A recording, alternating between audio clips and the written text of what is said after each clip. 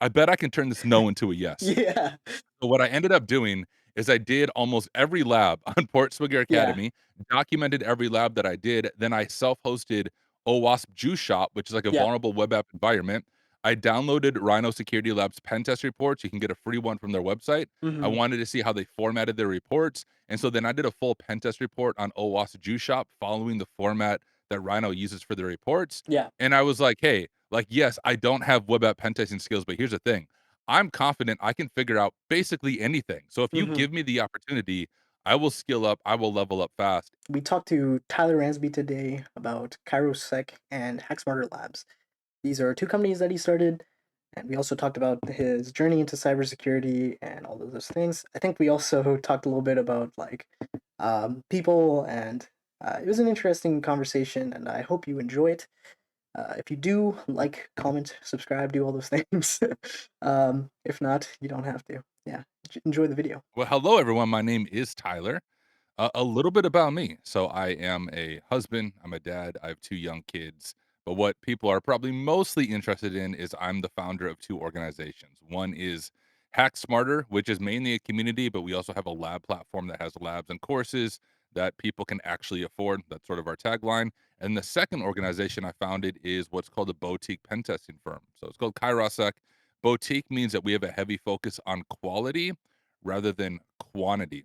So we work with a select few clients each year and have a heavy focus on manual, in-depth pen testing work. So I do that. And before that, I worked at a firm in Seattle and was one of the lead pen testers there. And outside of all that, I also love teaching. I love helping other people. So I have a YouTube channel. I create content all the time, live stream all the time.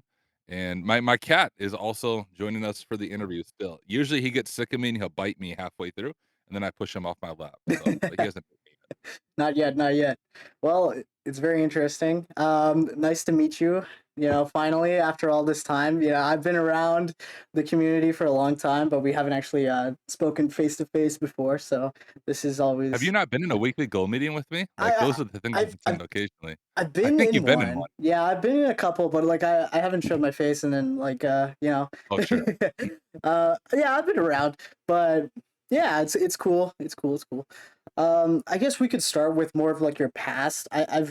I know your past vaguely. Like you did do like Yeah.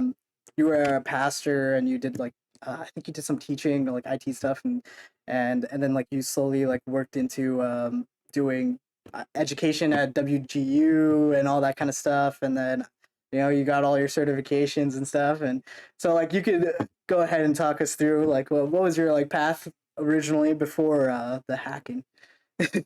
Yeah. So actually the hacking starts before the rest of my path. Oh, I that's got an interest in hacking. I think I was probably, geez, 13 or 14 years old, early high schooler is what I remember. mhm. And me and my friend Nate, who is also a pen tester, we're like the only pen testers in this entire area because it's not a it's not a Yeah. thing where I live. I live in rural South Dakota. But my friend Nate was also interested in hacking, and we discovered this website called hackthisSite.org. It's still around. It was actually founded by Jeremy Hammond, who has kind of a notorious reputation. No relation to John Hammond. Jeremy Hammond was part of LulzSec. Yeah. I think he just got out of prison after doing 20 years in prison for some of those hacks. Was Mhm. with like I know Sabu as well, who was like the leader of LulzSec back in the day. So like I know Sabu personally. I don't know Jeremy Hammond, but he founded hackthisite.org. Yeah. And so we discovered hackthisite.org, and we would like other kids would do all-nighters to play freaking Call of Duty. That was when the original Call of Duty 1 came out. We would Mhm. pull all-nighters just, like, playing around and hack this site, learning how Yeah. to hack all the things, and then we thought, "Hey, there's no hack the box, there's no try hack me, there's no hack smarter, there's no range to try this in." So we Yeah. thought, "Hey, our school has a network, it's a free cyber range, like, let's see what we can do." So, in high school, we were we didn't do anything malicious. Yeah. We just wanted to see what can we bypass. So, for example, the school had command prompt locked down, and Mhm. so we figured out how to use Notepad to do like a batch script that would then open command prompt when it launches. So just Yeah. like random things Basic like stuff that like. out of curiosity. Yeah, to see what we could bypass. But we got we got 3 strikes against us. We got pulled into the office with the superintendent, the school resource officer, which is like the Mhm. school police officer, and they're like, "Hey guys, you're not allowed to use computers anymore, and if you touch a computer again in the next year, we're gonna charge you with criminal charges." And so, Mhm. for an entire year. We were banned from using computers when we had to, like, make PowerPoints. Back then, way back in the day, right, everyone didn't have their Got own little laptop. You had to go to a computer lab, so we had to make our PowerPoints with poster board, and that's how we did those things. So, I've always had an interest in hacking and really began digging into it when I was 13, 14, 15 years old. mhm. I couldn't use computers at school, I could still use them at home, so I kept, learning how to hack all the things. Yeah. And then actually when I graduated high school, I dived into IT right away. So got my first IT job, gosh, it would have been 2012, because I would have just graduated high school. So I was 18 years old, and that was my first IT job. But I also had an interest in ministry and Mhm. pastoral ministry in particular. So I also pursued that at the same time. And so for about 10 years, I was a lead pastor, which means I led all the staff, did teaching, preaching, vision casting, all of that stuff for 10 years. But as a pastor, I made like very little money. The first few Mm. years, I made like $12,000 a year. And I think by the end, I made around $30 to $40,000 a year. And with Mhm. a family of four, it's Yeah, not it's even not close to enough feasible. to go provide for Yeah. your family. Yeah, exactly. Mhm. So I always did side gigs on the side. I actually did music production for a little Yeah. bit, did IT stuff on the side as well. I worked at a college on the side. So always juggled like 2 to 3 different jobs at the same time, Yeah. but most of the time, one of those jobs is IT adjacent or in IT. During the COVID-19 pandemic, I just got burnt out on, dealing with people and thought, "Yo, Yeah. computers are a lot better than people." And so that's when I made the pivot full time into doing, IT work and still had that passion and interest in hacking. So I grinded out a degree from WGU. I got a bachelor's there in, I think, 7 months, got all the certs Mm. there, grabbed the OSCP shortly after that, and it took me like a year and a half to 2 years to get a pen testing role, but that's sort of misleading. I explain this all the time on stream Mhm. that I had about 10 years of IT experience. It's Yeah. just that I wasn't focused on it full time until that. So, like, I don't think it's realistic to tell other people, "Hey, That you can in a just year go and a half, straight 2 into years, you it. can Yeah, become after a a pen tester." year. Exactly, yeah, some people can, Yeah. right? Like, I don't wanna be a gatekeeper. I have friends who their very first IT job is Was pen pen testing, testing, yeah. but it's not super realistic to plan on that, but Mhm. yeah, that's my TLDR, my entire journey in, like, what was that, 7 minutes Yeah. or less. Well, you gotta prepped a little bit, you know? I'm sure you said it like a million times at this point, so I'm sure it's like getting faster and faster over time. I know for me, like personally, like you started talking about healthcare and stuff before. Like I had some health issues when I was younger, and so like I have that like locked in as well, where you always have to like recite it for people whenever they ask, like, oh yeah. And Yeah, so those little things. It's kind of interesting to me that like you yeah, I guess like with COVID, I wonder what happened in COVID that made you I don't want to say dislike, but like have mixed feelings about like personal connections or like face to face like human yeah. interactions as much. I know that it's like difficult, especially like during that time to talk to people, and so I'm curious, like what was the trigger there from going from like ministry to IT?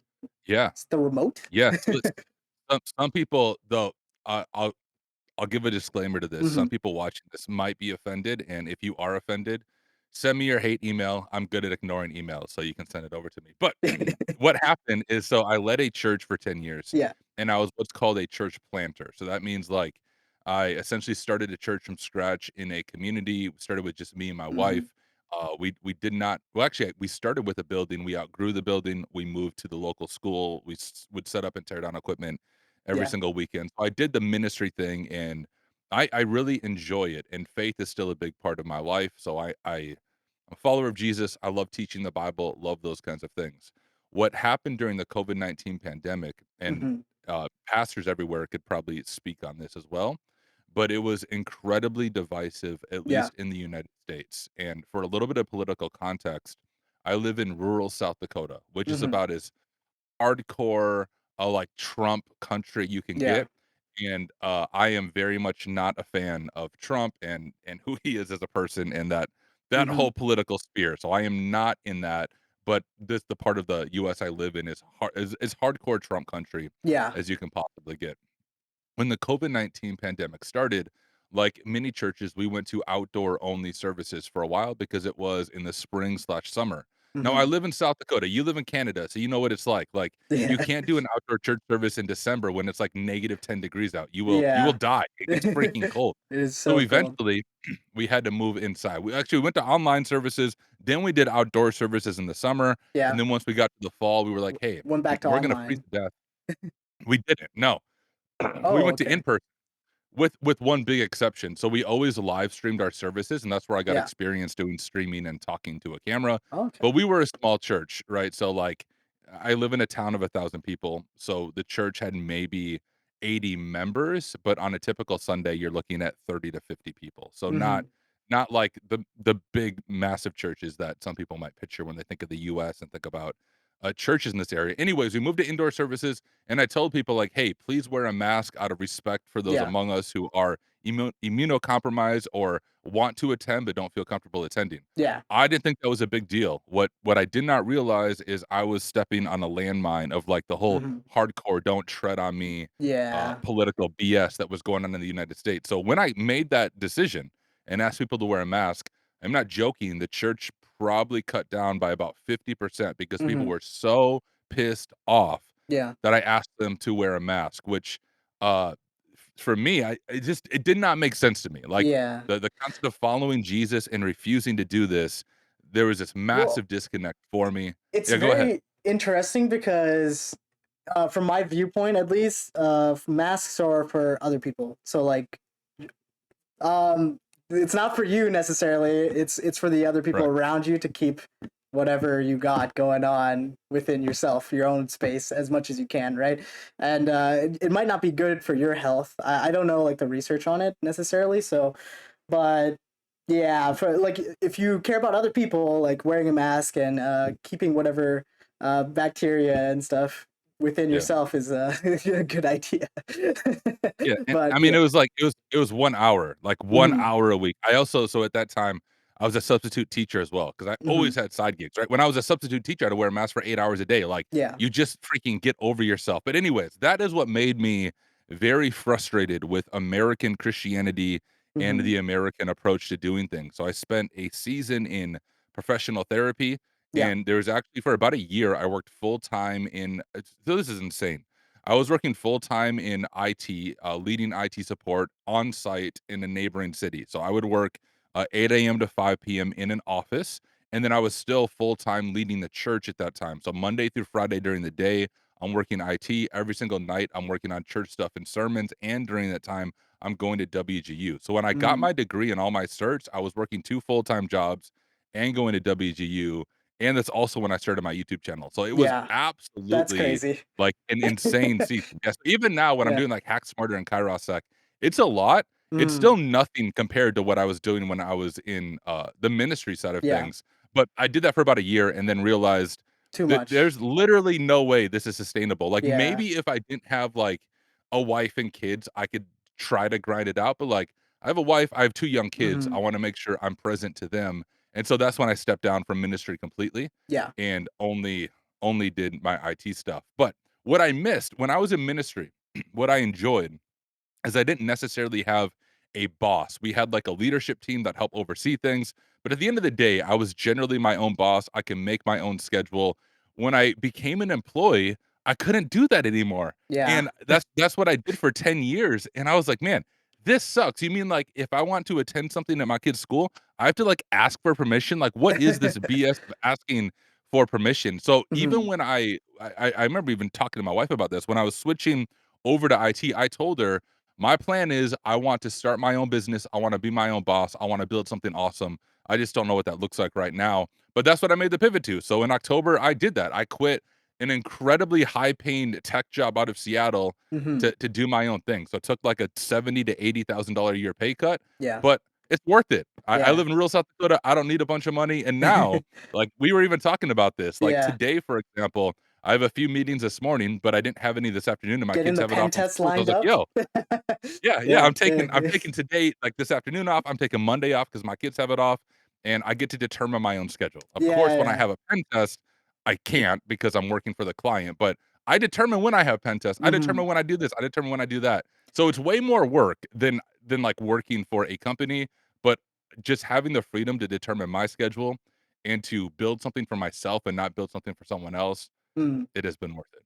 Yeah. Yeah, that freedom is really, really important to some people, and I think like there's nothing more like the hacker ethos is like definitely there, where it's like you really want to be free, you really want to like build your own things, and like it might be your own tools, it might be your own company, whatever it might be. Like you want to have that because that's your like critical thinking. That's your like getting outside of the box and like building something for yourself, right?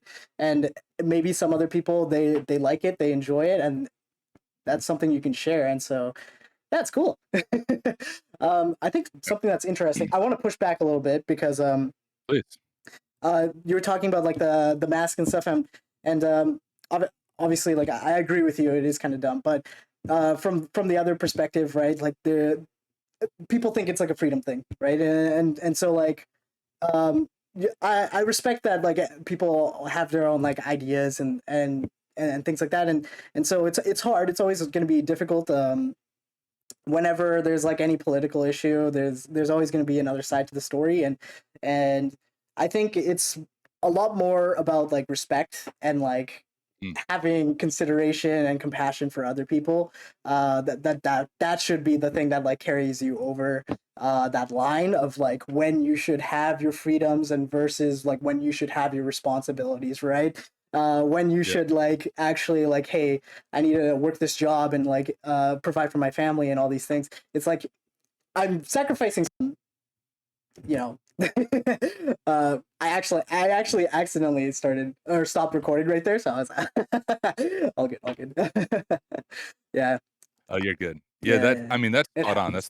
That's the balance. I mean, so, like, not to get too preachy, Yeah. but, of course, I was a pastor, and when I was leading through that, my argument was from a theological perspective, right? Hmm. So, even for those who aren't interested in faith, that's totally fine. But if you study the life of Jesus, he was a person who literally gave up all of his freedoms for the good of other people and allowed himself to be brutally murdered by the Roman government for Hmm. the good of other people. And so, like, from a Christian perspective, putting a piece of cloth on your face for 1 hour a week for the Hmm. good of those around you is very much theologically, I think, faithful. Yeah. Now, of course, especially in the United States, like, the entire country is founded on, like, Freedom. "Don't tread on Yeah. me," like, it's my freedom, right? Yeah. Taxation without representation will throw stuff into the sea, et Yeah. cetera. So there's something to balance there, but from a theological perspective, that's something, that me as a Christian, I'm constantly wrestling with the difference between my freedom, but laying down my rights for the good of other people and what that looks like practically. But yeah, it was an interesting season to say the least. Well, I guess we can start moving forward a little bit more and like getting into like the pen testing and the IT and like creating the business and stuff. Before we Yeah, go deep dive into like Hack Smarter and Kairosec, I wanted to talk more about like your journey into like pen testing and like where your first like pen testing role was and how you got that job, and because like that's always an interesting like part of the process, I guess. Like did you actually like do your like CVEs and stuff, or like what was your like pathway into getting that first role? yeah. So I had my bachelor's at Western Hmm. Governors University, and I had all the certs that come with that. So if anyone's been to WG, you know what comes with it. But Yeah.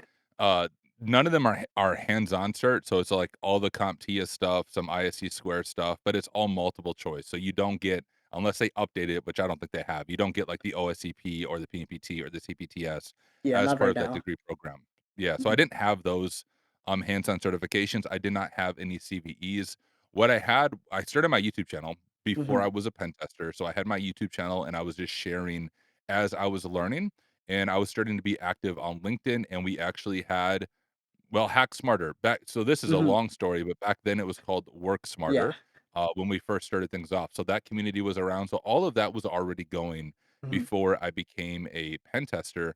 The way I became a pen tester, and honestly, I think the job market right now is significantly more difficult than what it was when I got into pen testing back in Hmm. 2021, 2022, back then. So way harder now than it was then. Yeah. But back then, I had, of course, my YouTube channel and things of that nature showing that I have an ability to communicate well, which is what a lot of pen test firms are looking for. Can you communicate to clients both in written and verbal form? And my YouTube channel was a good portfolio of that, had all the different certifications, and had my degree through WGU, and Mhm. was just applying for different pen testing jobs. Actually, one I don't know if this is still a good avenue now, but back when I was looking at pen testing roles on Reddit, the NetSec subreddit Yeah. actually has a quarterly hiring thread. So they have a hiring thread that they update each quarter, and employers post there, and that's actually where I applied for most of the pen testing roles because you bypass, like, the thousands of other Interesting. people on LinkedIn, and if nothing Yeah. else, like, even through that, I was able to get, multiple interviews with pen testing managers, and even though I didn't get the roles, I just had Mhm. good conversations with them, like, "Guys, what Yeah. should I work on? What are some weaknesses?" And I got multiple job offers, through there, like, I when I became a pen tester, I also had a job offer for some, cybersecurity engineer role at Cisco, out of all places, and that was Mhm. literally through Reddit that I was able to get that job offer after an interview. But to answer your question, first pen testing role was at Rhino Security Labs based out of Seattle, Yeah. and, that one's also an interesting story. My buddy Nate, once again, Nate, who helped found everything, he got hired at Rhino, he applied there, I didn't even know about Rhino, but he Yeah. got hired, and then, I emailed them, and I was like, "Yo, you guys hired my friend Nate, you should also Also hire higher. me. Like, Yeah. if you have openings still, like, let's talk." And I said, "Actually, we do still have another opening, would love to talk." And so I did a couple of interviews with them. The Mhm. first interview was just like a general technical interview.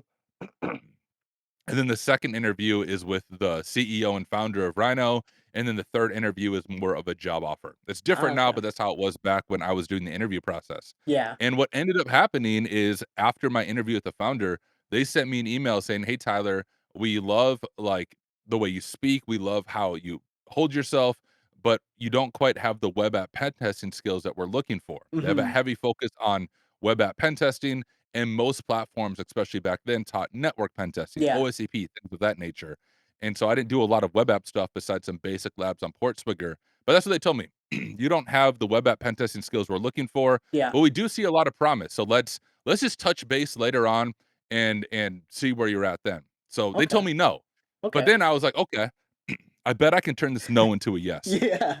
So what I ended up doing is I did almost every lab on Portswigger Yeah. Academy, documented every lab that I did, then I self-hosted OWASP Juice Shop, which is like a Yeah. vulnerable web app environment.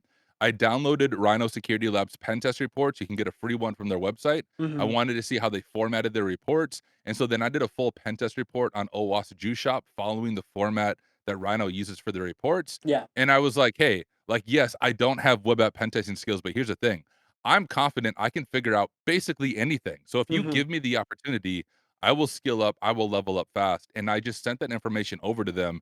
And Ben, the founder, told me like they've never had anyone like do Send that. a And I did it in like report? a 10-day Yeah. period. Yeah. I did all of it in the 10. I took the feedback they gave me and like line by line, I did every single step they suggested Yeah. and went above and beyond. And I quite literally turned their no Yeah. into a yes, and they ended up offering a job to me as a pen tester. Started out there and then grew super quickly to being one of the lead pen testers and doing all the different assessment types. It But it it yeah, sounds so like you originally I was told hacked no, and I in. made it a yes. Exactly, it You did. Like hacked into your into your first job role. I did not take no for an answer. Like Yeah. my buddy, Amoeba Man, Mhm. Tinas, Yeah. he is a senior engineer at TryHackMe part-time. His full-time job is he leads all the pen testing at MWR Yeah. Cybersec, which is a massive pen testing firm in South Africa. But when I got the no, like I was super discouraged and I sent him a Mhm. screenshot of the email and I was like, "Well, dude, I guess I'm back to looking for another pen testing job." And he Yeah. was like, "Dude, the fact that they took the time to give you feedback, Yeah. that's a good sign. You should just like see what you can do." And so it was honestly his encouragement that I was like, "All right, Mm. screw it. Like I got nothing to lose. Let me just do this." The one thing though that was crazy, I was about 4 weeks out from taking the OSCP.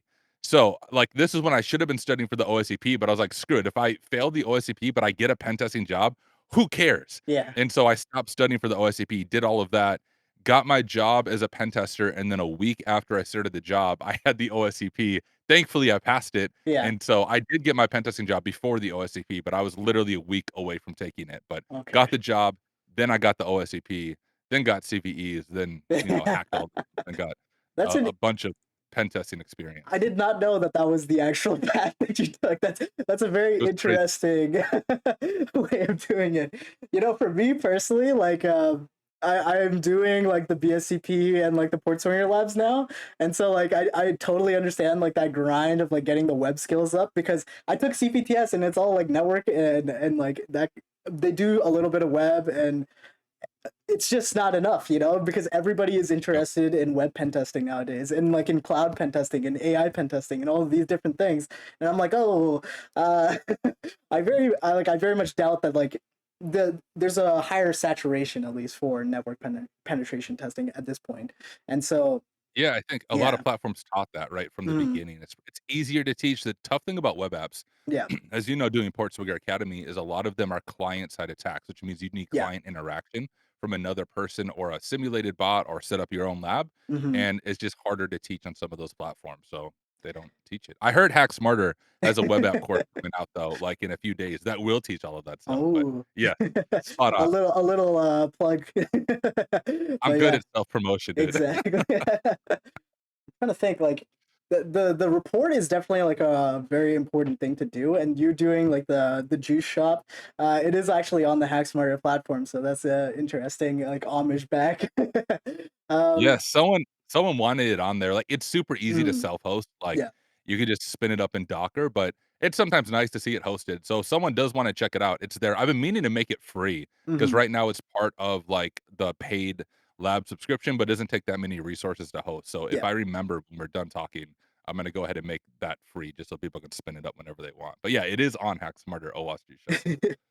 What's interesting is like doing the pen test reports. I think like what CPTS did for me and like actually like submitting the CVE today that I just did, uh man, you got to be really good at the reporting and you have to be like you have to be personable in some ways and like actually convince the dev like hey there's a vulnerability here and you got to lay it out for them, you got to make it really easy and then you got to show some remediation steps and things like that, and it's like oh like these aren't things that you're thinking about while you're like hacking, you know. Like you just want to get it done, you want to get that flag, you want to do whatever, and man oh man when you look back at your work and it's a mess, you're not doing yourself any favors. Right, so doing the report, making your life easier by documenting and those things is like so important. And people just don't talk about it enough. Like they do not focus. There's so much like cooler stuff to talk about than like than the pen test report, than the actual like deliverable that like people get caught up in that stuff. That's why bug bounty, that's why like CVEs and all of these things, like they completely like gloss over the fact that like hey you have to submit the report and like actually get through whatever their triage team is and all these things, otherwise you're not going to get anything like like you're not going to make any Spot on. money here. Like so yeah. Yeah, the reporting can be difficult, it's honestly hard to do reporting until you've done, like, multiple real world pen tests, because what I knew about reporting, 4 years ago before I was pen testing, I could have wrote a basic report, Hmm, but after writing literally hundreds of pen test reports now at this point, there's so many small things that I've learned, small tricks, hmm, small ways of doing things, and also communicating with devs and understanding their perspective and understanding what they're looking for. yeah, But what I do, and for anyone who gets into pen testing, especially if you're in your first pen testing role, a lot of pen testers, they will wait until the pen test is done, and then they start their report. I saw that all the time at Rhino when we hmm, had new pen testers, and then, like, they wouldn't get the report done on time, or the quality would honestly be trash. You have to have good time management. So what I hmm, always suggest to people, and I still do this in my own day-to-day pen testing via Kairosec, is usually by the end of the day, if I've been pen testing all day, my brain is, like, fried, like, I yeah, cannot find new vulnerabilities, but what I am able to do is to document what I found that day. So when I'm hmm, on a pen test, I spend an hour to an hour and a half at the end of every single day working on my report, and then by the time the pen test is done, my report's basically done. I just hmm, have to do a little bit of Q&A on it, and yeah, then we have a Q&A process at Kairosec, which is just my friend Cherry Ozier, he's the only other employee yeah, of Kairos Stack, but he does have a PhD, so, like, he knows his stuff, so I have him, do a QA check on it, but, yeah, I report as I go, which makes life a lot easier. It's also, like, what you don't realize when you're doing CTFs hmm, or even the CPTS is you might have in a big environment, you might have, like 5 to 10 different hosts. In a real world pen test, you have 100 or 1,000 different hosts. So, like, you have to be able to scale your pen test reporting process Mhm. to have 1,000 hosts in it, which means you have to learn how to do some automation with Nessus, how to import some of that, how to write some custom scripting to do some automation to find those low hanging bugs. Like, there's a lot more into it in real world pen testing compared to doing a simple web app or even a simple lab thing. And it's just like, it's hard to know that until you do it. Like, I can't spin up a lab environment with 100 hosts for someone unless I wanna go, like, as broke as I possibly can with cloud costs, but that is what you Yeah. see in the real world is that many hosts. Definitely getting like used to doing the Nessus scans and like the vulnerability scans and those types of things. That's not something that they teach you. Like they do teach you in like CPTS path. They do like go over it slightly, but they don't go. They don't scale the process to that level. And that's something that you can only really get when you're working on the job. I'm gonna be honest. Like you the CPTS, like when you do the exam, it definitely does feel like an enterprise environment, but it is much smaller in scale. So yeah, scaling Yeah, and Nessus is is an yeah. amazing tool. The problem is though, like, I think the free version of Nessus, you can do up to 16 hosts. Mm, I'm going off memory, and the paid version of Nessus was way more expensive than I was expecting. I got an yeah. annual license for Kairosec, but it was, like, freaking $5,000 for the year, and I was Oh, like, okay. "Holy crap, is it really this much?" Now Yeah. there are open source alternatives, but, like, Nessus is the industry standard, so Gotta to have be to a shell it out. official Yeah. looking pen test shop, yeah, you just have to, like, Mm, Nessus and Burp Suite Pro yeah. are tools that I say are You have to. must-have if you're doing real world pen testing, but it's not cheap, which is probably why most things aren't gonna teach you how to use it on the enterprise scale because they're not gonna buy you a license, and a Yeah. student isn't gonna buy a $5,000 Nessus license more than likely. I'm trying to think like there's also like nuclei. I don't know if they do like business licenses and stuff like that. They probably do that too, but yeah, I don't Nuclei know. is good, and I think if anything is going to eventually, um be on parity with Nessus is probably gonna be Mm, Nuclei, just yeah. because it's open source, always adding to it, but as of now, and maybe I need to dig into Nuclei more. Nuclei Hmm. is really good on the web app side of things. Yeah. They also do have some network templates, but from my experience, it's Hmm. not as good yet as Nessus, but Yeah. Nessus is also the paid professional freaking enterprise software silliness. So, Yeah. the day that Nuclei can have feature parity or close to feature parity with Nessus, I will drop Nessus just because it's stupid expensive for what you get, That but must be the same it's way you like feel about Kaido and stuff with Burp as well. Like maybe if yeah, they can get there, yeah. Burt Pro isn't bad. I'd Yeah, have to double check, but I think Burt Pro is like 400 or $500 for yeah, the entire year, which honestly isn't terrible, and, you do, like, 1 pen test. I honestly, 1 yeah. pen test pays for both Nessus and Burt Pro for the entire year, so it seems like it's super expensive when you are a student, but if you're doing pen testing on your own or as part of a firm, well, Mhm. don't That's do pen testing on your own first, right? You should always work for a firm first to understand how things work. They'll pay for everything for you, and yeah. then if you ever do it on your own, y a standard 5-day pen test, you're looking at 10 to $13,000 for those 5 days. Mhm. You're gonna be able to pay for Nessus and Burt Pro and whatever tooling you need. It's a business cost, you know? Cost of Yeah, doing business. exactly. Yep. Now, let me think. So, you went I guess like OSCP, like your OSCP. What did you think about getting OSCP? Like after, so you got the job, and then right after you wanted to get OSCP, and you got it. That is an experience that people are always like looking to gain from because everybody wants the OSCP as the gold Yeah. standard. So maybe we'll touch base on it a little. Yeah. So OSCP, when I went through it, to be honest, it sucked. I Mm, was very, very disappointed in it. yeah. It's gotten a lot better. OffSec has made massive improvements to the Pen 200, which is the course behind the OSCP. Mm, When I went through the OSCP, this once again, timeline 2021, so, yeah. 4 or 5 years ago, so quite a while ago. When I went through it, what it consisted of is they send you a massive PDF document, Yeah. and that is basically your course. This massive PDF, and then there are labs. They did have a lab environment, but the entire lab environment was shared. So every time you would jump on Mm, a machine, you would see artifacts from other students, or the machine would be slightly broken. There was a weird process before resetting the machines. I remember when OffSec was doing like an office hours, I complained about that. I was like, guys, I'm paying $1,600 for 3 months of access, and you Y can't even give me a private lab environment. Like, what yeah. is this BS? And so I don't think it was an OffSec mod, but somebody in the chat was like, "It's more realistic that way because when you do a pen test, there's other people." And I'm like, "When you do a pen test, there's not 100 other hackers hacking the environment. If there is, Yeah. like, we have an incident. Like, they shouldn't be in the environment."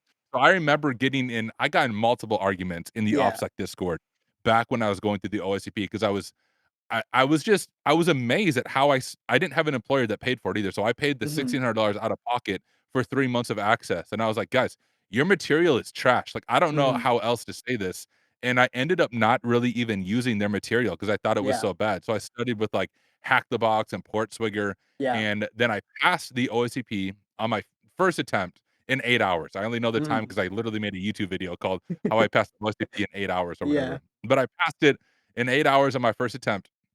And then I came out with, like, a long LinkedIn post basically saying, "Hey, I am not a sore loser. I'm not complaining because I failed it. I passed it in 8 hours. I still think your training sucks. I still think your material sucks, and I still think it's overpriced." Like, Yeah. uh I had some major beef with OffSec after doing the OICP. Yeah. Glad I got it, glad they didn't take it away, uh, Mm. based of all my, like, attacking them, and we've had our relationship healed a little bit. They actually Yeah. reached out to me within the past year, and they were They like, "Hey, they gave a Tyler." cert uh away, right?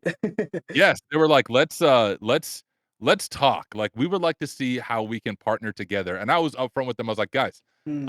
I don't like you, I don't know if you like me, but if you really wanna talk, we can talk," but I was like, "I'll be upfront, like, I have 0 interest in supporting OffSec." The Mhm. kind of the in I had is the person who used to manage all of the media and marketing for Try Hack Me back when Try Hack Me was good, in my Yeah. opinion. They were hired at OffSec, and Yeah. so they worked with me when they were at Try Hack Me, and then when they moved to OffSec, they knew of me, so they wanted to meet, and that's why I ended up meeting with them, and they gave me, a year-long access to the Learn One and to pick Mm. any cert that I wanted to pick. So I picked the OSEP, which is like the advanced version of the OSCP to go Yeah. through it, and to give them my honest feedback. So I've worked through most of the course and I have provided very honest and critical feedback to the OPSEC staff. What I Mm. told them is like, guys, I'll give you feedback and I'll make a few videos on this, but to be very clear, if it sucks, I'm going to say it sucks. Like Mm. I cannot be bought. And actually the first review video I made for the OSEP, I said, this sort of sucks. It is Yeah. outdated. It is not as good as the Pen 200 is now. They need to update this for the amount of money that you're paying for it. So I want to give a huge kudos to OffSec because they have made massive improvements to the Pen 200, and they were willing to kind of reach out with that olive branch and at least have a Mhm. conversation. And they are actively making improvements. I still think it's pretty pricey, Yeah. but they're not sands, right? You don't have to sell your kidney in order to get it. So there's Exactly. the plus benefit there. But I don't even remember your question. I think it was about getting the OSCP, Yeah. but that was my experience. I got it. I'm happy I got it, and today it is much better than it was Yeah. when I went through it, or at least I've been told. So, I still recommend it as a solid certification for those who wanna get into pen testing. Yes. Okay, so we can move on from OffSec and all that shenanigans and just start talking about the CVEs because that's like the next logical step, I guess, from getting your first like actual pen testing certification. You want to start getting some experience and putting something else on your resume, right? So CVs, Yeah. man, they're you can find some really like crazy stuff and like lower hanging stuff. I don't know why I decided to like put myself through so much torture and like try and find like RCs and things like that, but it's just the nature of the game, I guess. Yeah. Sometimes like I feel like for me personally, it was like a pride thing maybe where I was like, I have to get my first CV and it has to be an RC, otherwise I'm not doing enough. But I think like getting XSS, like just like starting out and like finding something that's gonna make you so much better than just like staring at your screen and feeling bad about yourself because you don't know how to get a CV is like Yeah. it is much simpler than it seems. Like you just have to like put in some time and actually like look through the application with the skills that you build with the certifications, whatever certifications that you might be doing, right? So what's your opinion Yes. on the CVs?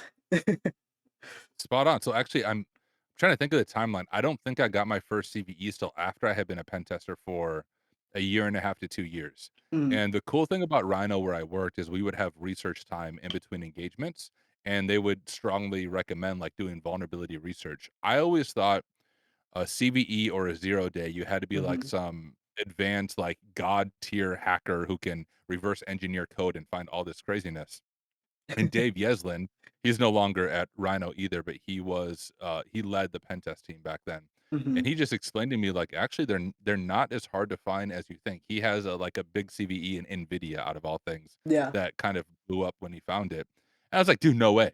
And so he just explained to me the process, and so I use Docker Hub just because it's easy to spin things up, Yeah. and I found an application called Silverpiece, which is used by a lot of governments, especially in Europe, for managing internal communications and things of that nature, but it was easy to spin up. So I was like, "Okay, let me Mhm. spin up, Silverpiece," and I had 2 weeks in between engagements, and in that 2-week process, I found, I think, 8 different CVEs, all kinds of different things in that application, and it was one actively used and maintained. I reported to the Silverpiece people. They actually added me to their security team as a Mhm. volunteer, and they went through and remediate everything, and I was able to get CVEs for it, and then I made my own machine based on it on Try Hack Me called Silver Platter. So if Yeah. anyone's done Silver Platter, it's literally based on the CVEs I found in Silver Peas, and you get to hack into Silver Peas yourself. So I then think after what's that, I cool found is someone yeah, go actually ahead. found a vulnerability afterwards on Silver Peas to bypass They the way did. that you did it. Yeah, it was someone it was, Yeah.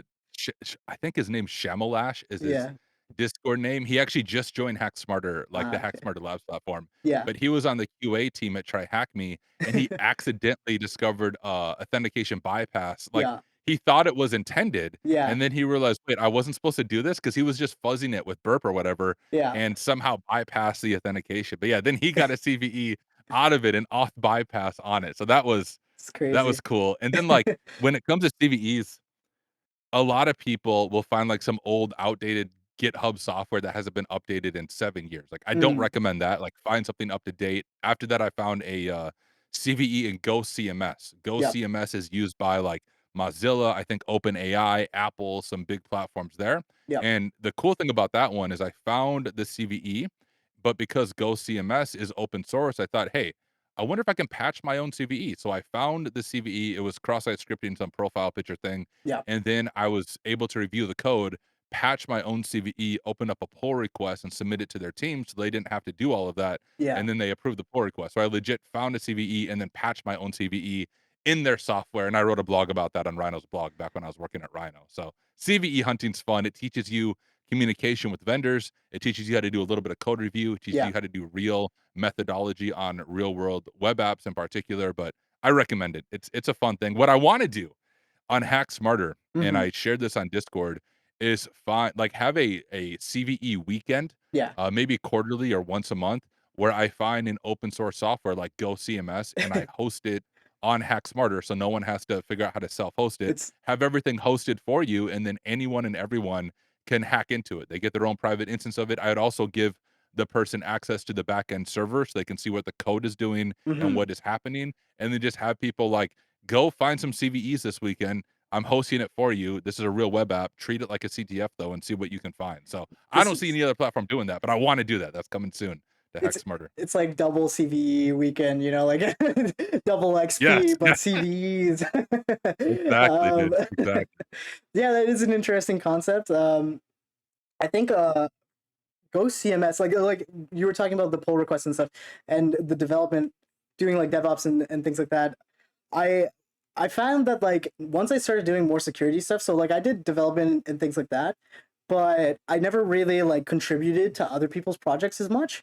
But now that I'm like actually like hunting for vulnerabilities, I'm actually showing the remediation steps, and I can make the pull requests in order to patch those vulnerabilities. And so that's really Yes, cool. It isn't something that you like necessarily think about at the time, but yeah, like getting that like you need to dev in public. Like that's like one of the most important things is like I've been like slowly making like contributions like all over the place. And just for tools that I use personally, because I'm like, I really hate that this doesn't work with whatever like piece of data. Like, oh man, I gotta like fix yeah. this. so, so you just force yourself to do it because you know that other people will find it useful too. So, might as well. That's so Um, good, and what I love about that, like, the whole when you find a vulnerability, patching it, I've mhm, noticed a lot of vulnerability researchers, they find a CVE and then they get pissed off at the devs for not patching their CVE yeah, immediately. But then when you try to patch it yourself, you realize it's not as simple as you patching think. a vulnerability, yeah, it's not just hitting a button. You have to do code review, you have to Mhm, patch it in such a way that doesn't break the core functionality, like, there's yeah, so much more that goes into it. So when the people are like, "Oh, they haven't issued my CVE," I always ask them, like, "Have you tried to patch it yourself?" And yeah, when they tell me no, I'm like, "Well, then quit complaining. It's yeah, open source. exactly. Patch it yourself." Like, honestly, figure it out and patch it, and if you're not willing to do that, then wait patiently for the devs to get back to you and get Mhm. over yourself. Yeah, I think people get a little bit too, I don't know if complacent is the right word, but they get like a little, the ego starts to build up, and they think that Yeah, they like really deserve something. But it's hard, right? Like as a developer, you have to think about it from the developer's perspective, because it's like whatever tool they're building or whatever like application that you might be attacking is like their baby almost. So you can't just yep, like go in and then pretend like it's not, you're not ripping it apart. Like you have to actually like show like what are the remediation steps. Like hey, like you have to make an effort, right? Like a good faith effort. I think that will make a dev respect you a lot more than just yeah, just complaining. So yeah, spot on, dude. yeah. Spot on. Let me think. What else should we talk about? I guess like we can move on to more IROSec and just like the pen testing, like what you were doing. But yeah, I think we covered like basically everything for like the journey, right? Yeah, and dude, believe it or not, it's like 10:20. I have a meeting in 10 minutes, Oh, but yep. My I have bad. My 10 more bad. minutes.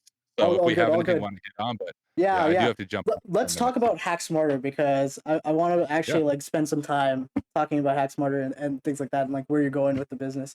So yeah, like yeah. when do you think you're going to start hiring people? Because I know a few people who are interested.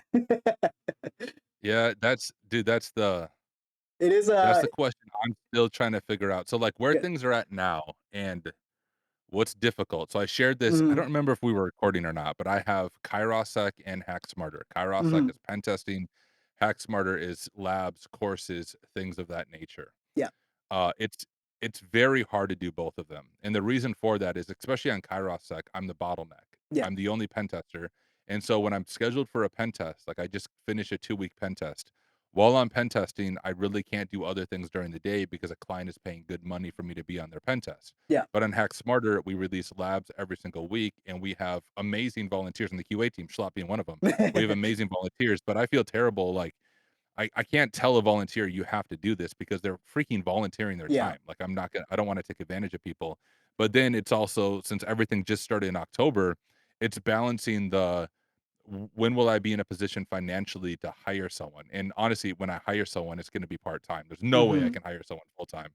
I'm still trying to figure out how to, pay myself. I And think then the it's other thing to like, balance. Yeah, yeah, go ahead. it is like a big like balancing act when it comes to business. And like I did start a company like recently, but like I don't know anything about business, to be honest with you.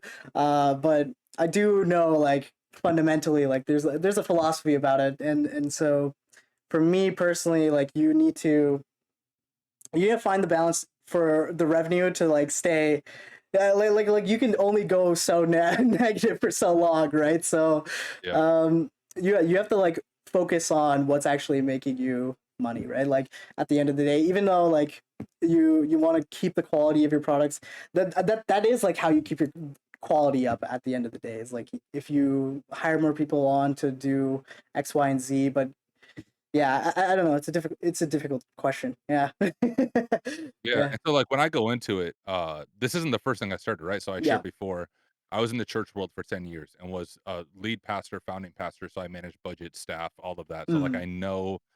I know that world somewhat, like, it's not completely new to me, and with Hack Smarter, one of my big goals is to make it as affordable and as accessible for as many people as possible. So if you look at the subs, for example, you can get access to all of our labs for, like, $6 a month, and for those in developing countries, I give away free vouchers all of the time, free courses all the time, and do giveaways all the time. So, like, I'm giving away a lot of free content. Mhm. I've been told multiple times over the past month that I need to raise prices significantly for the Yeah. amount of value that we're providing, but I don't want to. Like, I Yeah. want to continue to make it affordable and accessible, and that's where Kairos can help. So for a while in the beginning, Hack Smarter was way more popular than Kairosec because people knew me from YouTube. Yeah. They knew my courses, they knew my training. So that is honestly what was paying the bills sort of in the beginning of the journey. Mhm. And now that we're going into 2026, Kairosec is picking up significantly, which is good, Mhm. because as Hack Smarter grows, it's all cloud-based, right? So Yeah. as more people use the platform, awesome,